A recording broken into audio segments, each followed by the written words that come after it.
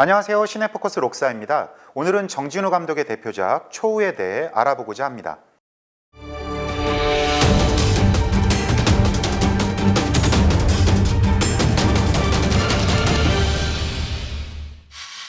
정진우 감독은 한국 영화의 대중화와 세계화에 기여한 인물로서 다양한 장르를 연출했을 뿐만 아니라 제작자와 극장주로서도 활발하게 활동한 영화인입니다.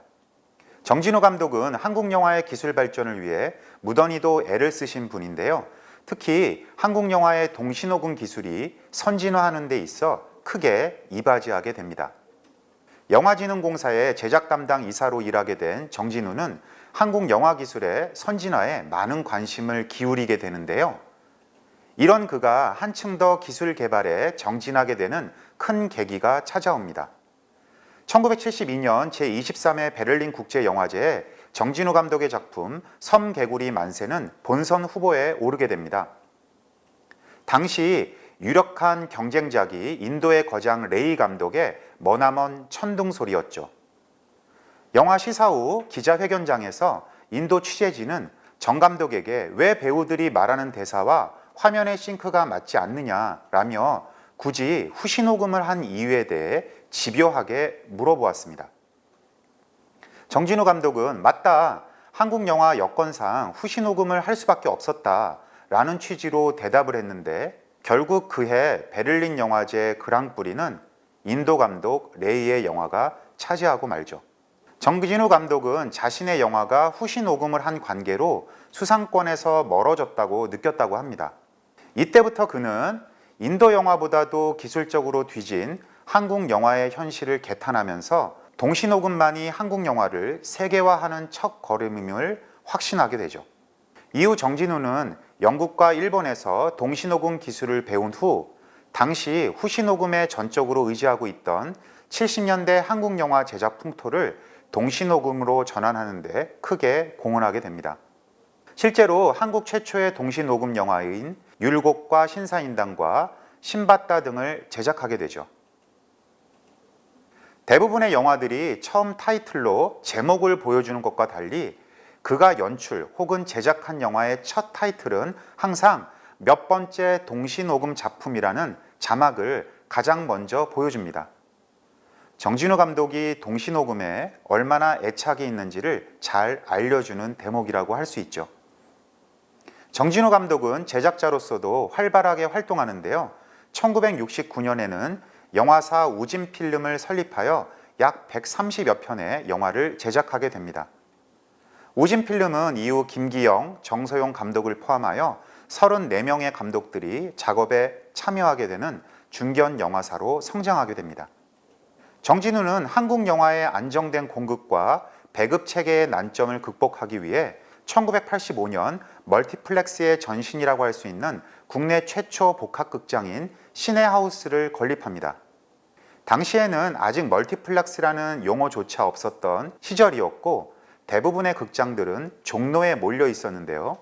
영화관에 불모지나 다름없었던 서울 강남의 도산대로에 5개의 스크린을 갖춘 동양 최대 복합상영관을 오픈한 것이지요.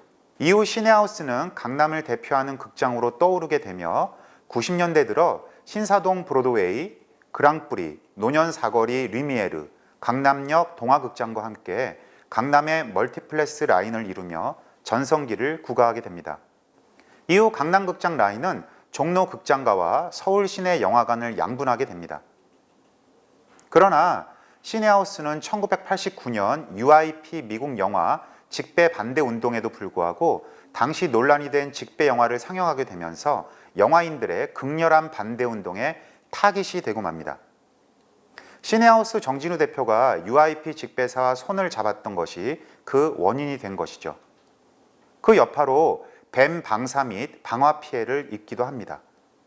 결국 시네하우스는 2002년 12월 26일 상영을 마지막으로 문을 닫게 됩니다. 정진우 감독은 이렇게 매사에 저돌적이고 불같은 성격을 가진 보수적인 성향 탓에 개혁 성향의 젊은 영화인들과 영화 정책을 둘러싸고 첨예하게 대립하기도 했는데요. 가장 대표적인 반목이 영화인 협회와 영화인 회의의 신구 갈등입니다.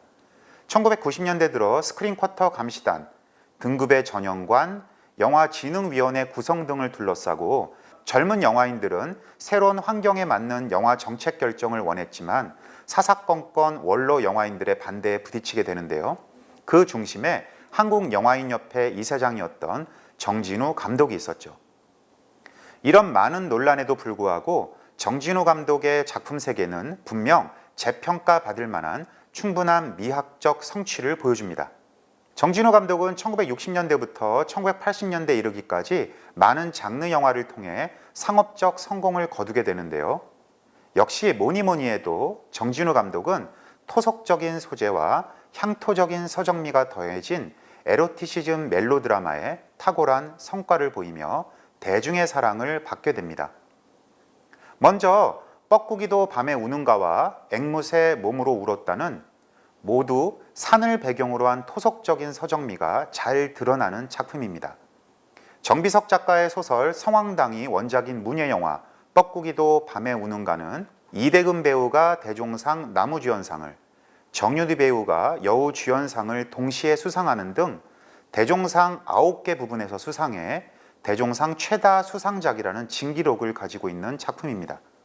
정진우 감독의 후기 대표작인 뻐꾸기도 밤에 우는가는 남사당패 딸 순이와 그녀를 키워준 어머니 그리고 숯을 구워 파는 현보가 숲속에서 가족을 이루며 살아가는 이야기입니다.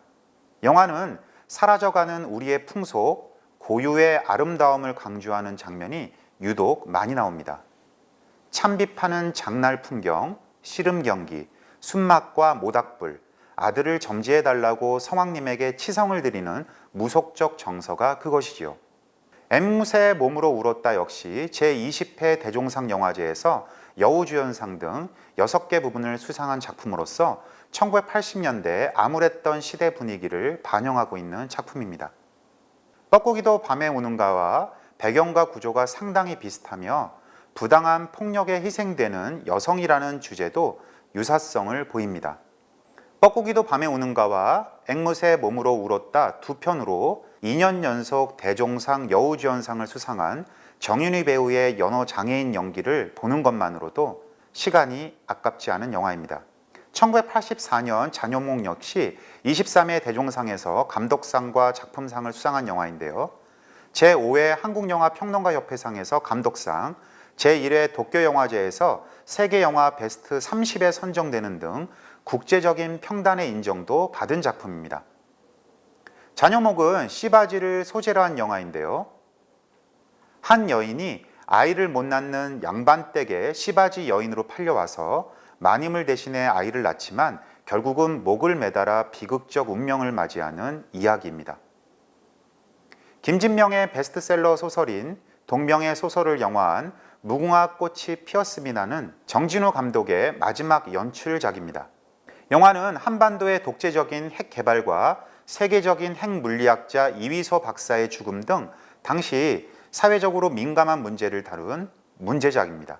43억 원에 달하는 제작비와 컴퓨터 합성 특수 촬영 등 야심차게 제작되었지만 152분에 달하는 다소 긴 러닝타임과 완성도가 떨어지는 CG로 인해서 흥행에는 성공하지 못하게 됩니다.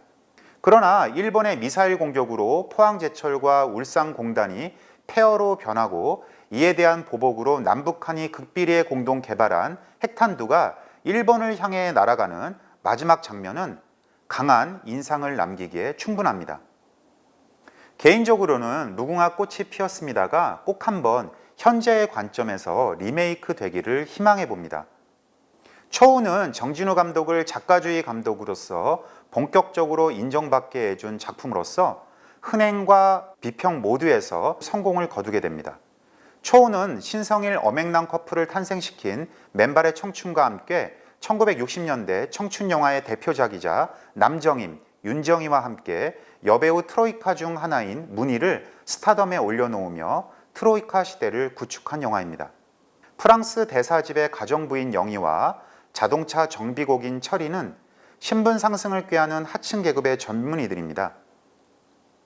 이들은 서로의 신분을 숨기고 상대방을 이용해서 신분 상승을 하려고 하죠. 영화에 등장하는 프랑스 대사의 딸이라는 설정이나 유럽에서 건너온 물건은 서구 사회가 당시 한국 사회에서 신분 상승과 동경의 대상이었다는 것을 의미합니다. 실제로 레인코트를 입는 순간 영희는 이미 상류층 여성인 것처럼 생각하고 자신도 모르게 대사의 딸이 되는 가면극을 하게 됩니다. 철이 역시 영희를 좋아한다기보다는 자신의 계급을 벗어나기 위해 영희를 사깁니다. 그러나 이들의 일그러진 욕망은 허무하게 좌절되고 신분 상승에 대한 과도한 욕망은 결국 비극으로 끝나고 말죠. 특히 남자와 여자 모두 그릇된 욕망을 품지만 철이는 파괴적인 면모를 드러내 영희를 가학적으로 폭행하면서 삐뚤어진 자신의 욕망을 해소합니다. 현재 시점에서 보면 이 대목은 매우 아쉽고 보는 이를 정말 불편하게 합니다. 정준호 감독은 영화는 카메라가 펜이나 마찬가지다. 카메라로 써내려가는 영화를 만들겠다라는 신념으로 초우를 촬영했는데요. 그래서 그런지 영화는 내러티브적인 측면부터 1인칭 시점의 남녀 주인공의 내레이션을 쓰는 등 예사롭지 않습니다. 뿐만 아니라 영상에 있어서도 상당히 파격적이고 시적인 모던한 영상미학을 보여주는데요. 영희가 레인코트를 입고 높은 담벼락과 철조망 그리고 장렬하는 태양을 뜬금없는 효과음과 몽따주 컷으로 연결하는 편집 기법이나 비오는 날의 비극적 묘사는 서구의 모더니즘 미학을 떠올리게 할 정도로 과감하고 새로운 미학을 보여줍니다. 이런 영상미는 영화의 허무하면서도 비극적으로 자아내는 분위기를 세련되게 만들어줍니다. 카메라 역시 뛰어난 모더니즘 영상미학을 보여주는데요. 수려한 이동 촬영, 과감한 줌인아웃, 그리고 클로즈업이 매우 돋보입니다. 특히 철이가 소매치기 후 도로변에서 집단 린치당하는 몽따주는 비토리아 데시카 감독의 자전거 도둑을 연상시키는데요. 철이를 잡기 위해 때로 몰려드는 사람들과 당황해서 주위를 경계하는 철이의 모습을 교차해서 보여줍니다. 이어서 야유와 비난을 퍼붓는 사람들을 클로즈업으로 잡아주고 극단적인 하이앵글로 사방에서 포위당한 철의 모습을 보여주죠. 이 비극적인 장면을 급기야 아무것도 모르고 철이를 기다리는 영희가 춤추는 장면과 교차 편집을 함으로써 주인공이 겪는 육체적, 심리적 고통을 극대화시켜 표현합니다. 영화가 크게 흥행하면서 동명의 주제곡 초우도 크게 히트되는데요. 이 노래를 부른 패티 김도 이 영화를 통해 스타 가수의 반열에 오르게 됩니다. 1960년대 청춘들의 일그러진 초상을 보여주는 초우를 통해 정준호 감독의 감각적인 모더니즘 영상미학을 느껴보시기 바랍니다. 다음 시간에는 김수용 감독의 영화 미학과 대표작 안개에 대해 알아보겠습니다. 감사합니다.